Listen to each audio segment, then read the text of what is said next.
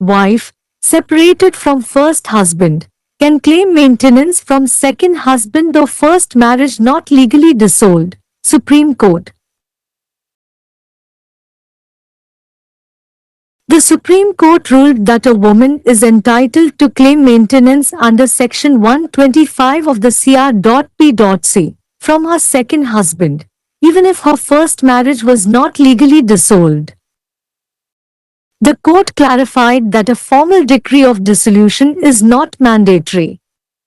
If the woman and her first husband mutually agreed to separate, the absence of a legal divorce does not prevent her from seeking maintenance from her second husband. Holding so, a bench of Justices B.V. Nagaratna and Satish Chandra Sharma granted relief to the woman, allowing her appeal against the Telangana High Court's order to deny her maintenance under Section 125 CR.P.C. from her second husband just because her marriage with the first husband was not legally dissolved. It must be borne in mind that the right to maintenance U.S. 125 CRPC is not a benefit received by a wife but rather a legal and moral duty owed by the husband. The court observed while holding that S.125 CRPC required a broad interpretation considering its social welfare objective. Brief facts. Briefly put, appellant number 1 had married the respondent, second husband, despite not obtaining a formal divorce from her first husband. The respondent was aware of the appellant number 1 first marriage. The couple lived together, had a child, and later separated due to matrimonial disputes. Appellant number 1 then sought maintenance under Section 125 CR.P.C., which was initially granted by the family court but later set aside by the High Court because her marriage was void due to subsistence of the first marriage as it was not legally dissolved. The respondent's second husband opposed appellant number 1's plea for maintenance, contending that she can't be considered as wife of respondent because she had a legally subsisting marriage with her first husband.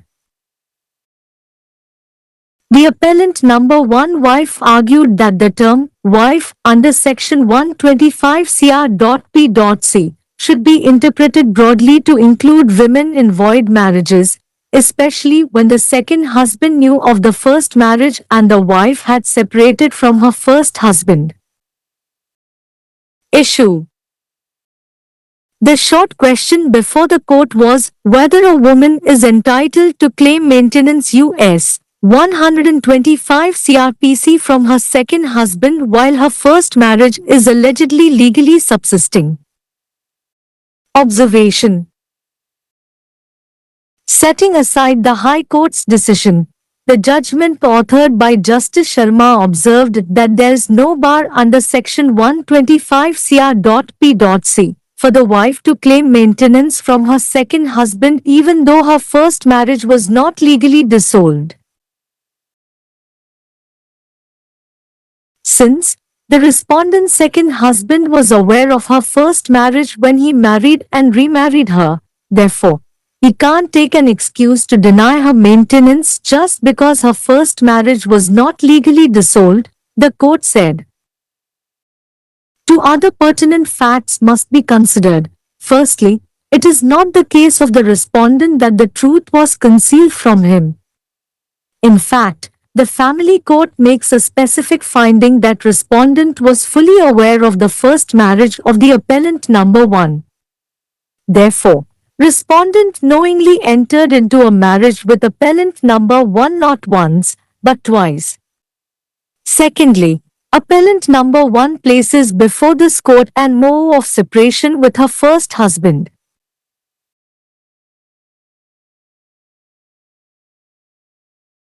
While this is not a legal decree of divorce, it also emerges from this document another evidence that the parties have dissolved their ties. They have been living separately and appellant number 1 is not deriving maintenance from her first husband. Therefore, barring the absence of a legal decree, Appellant number 1 is de facto separated from her first husband and is not deriving any rights and entitlements as a consequence of that marriage, the court observed.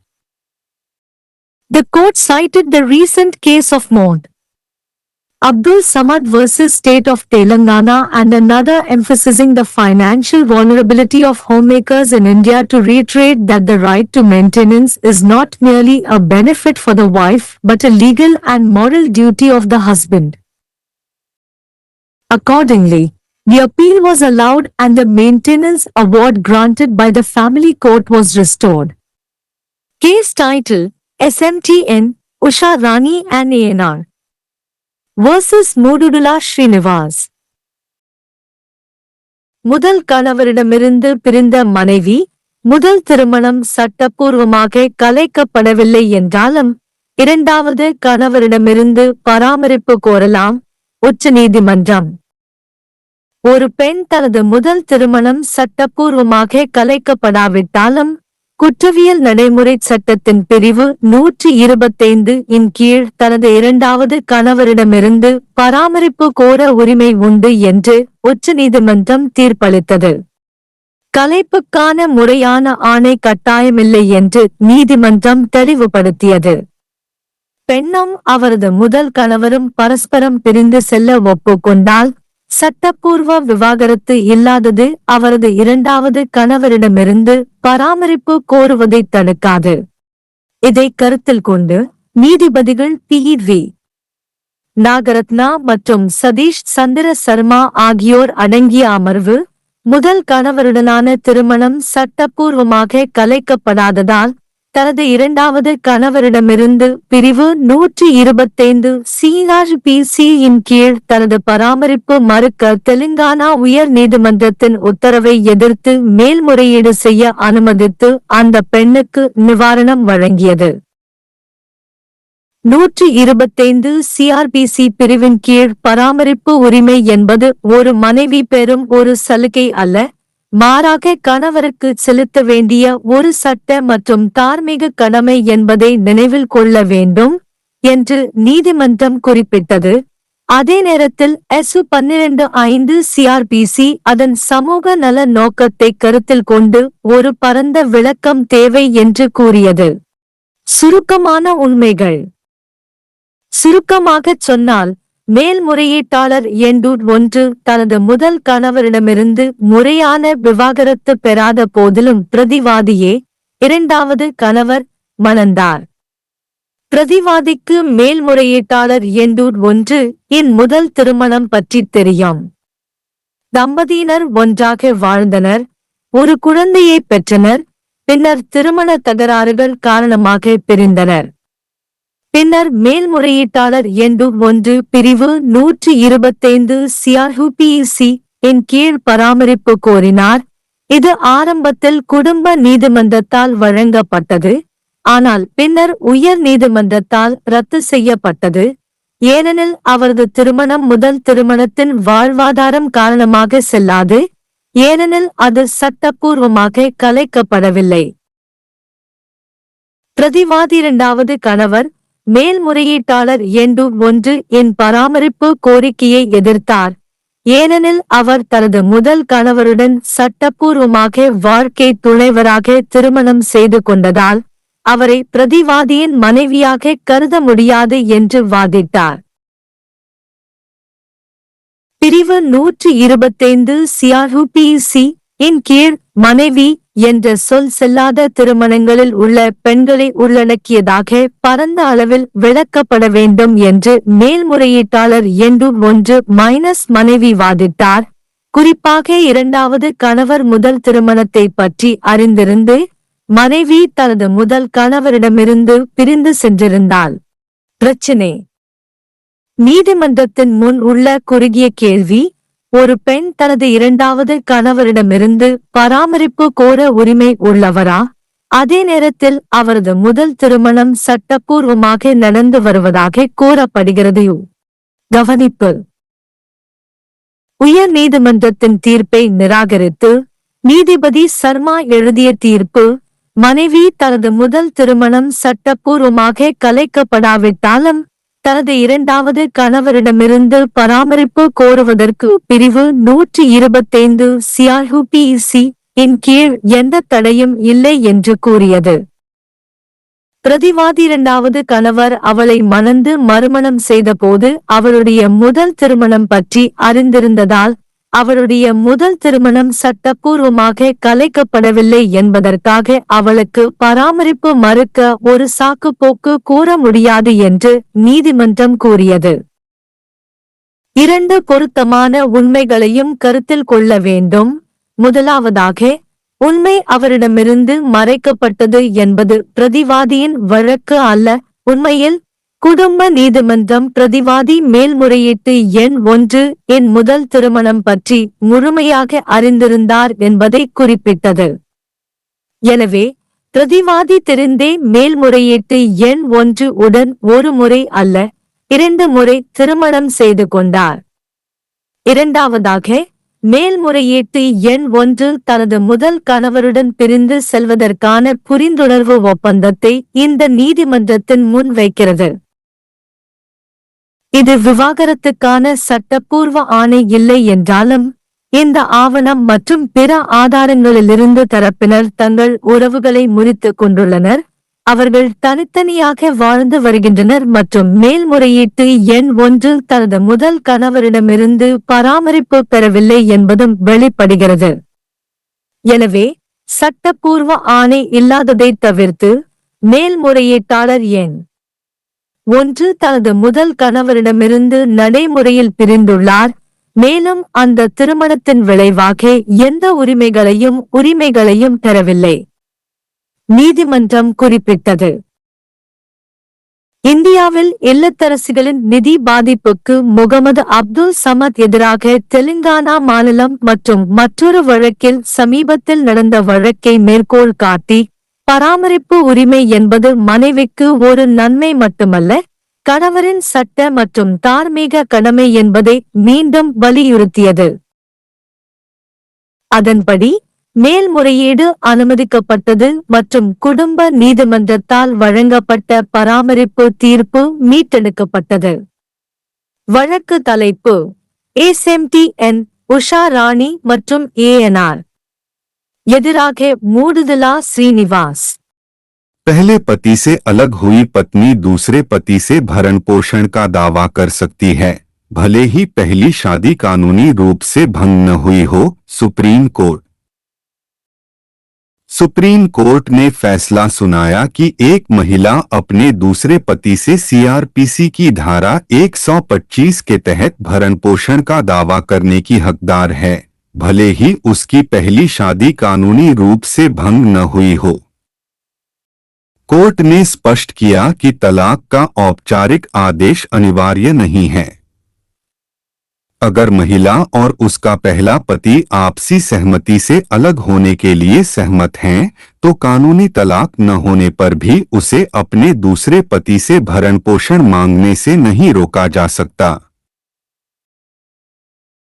ऐसा मानते हुए justice BV Nagarathna और सतीश चंद्र शर्मा की पीठ ने महिला को राहत प्रदान की और तेलंगाना उच्च न्यायालय के उस आदेश के खिलाफ उसकी अपील स्वीकार कर ली, जिसमें उसे CRPC की धारा 125 के तहत उसके दूसरे पति से भरण पोषण देने से सिर्फ इसलिए मना कर दिया गया था क्योंकि पहले पति के साथ उसका विवाह कानूनी रूप से भंग नहीं हुआ था। न्यायालय ने कहा कि धारा 125 CRPC के तहत भरण पोषण का अधिकार पत्नी द्वारा प्राप्त लाभ नहीं है, बल्कि पति द्वारा निभाया जाने वाला कानूनी और नैतिक कर्तव्य है। न्यायालय ने कहा कि धारा 125 CRPC के सामाजिक कल्याण उद्देश्य को ध्यान में रखते हुए व्यापक व्याख्या की आवश्यकता है।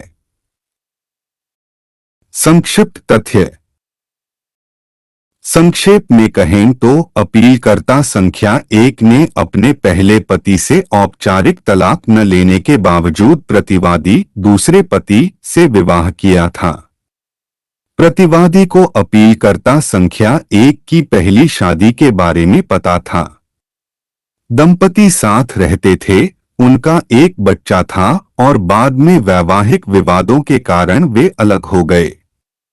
अपीलकर्ता संख्या 1 ने तब धारा 125 सीआरपीसी के तहत भरण पोषण की मांग की, जिसे शुरू में पारिवारिक न्यायालय द्वारा मंजूर किया गया था, लेकिन बाद में उच्च न्यायालय द्वारा खारिज कर दिया गया क्योंकि पहली शादी के अस्तित्व के कारण उसका विवाह अमान्य था, क्योंकि यह कानूनी रूप से भंग नहीं हुआ था।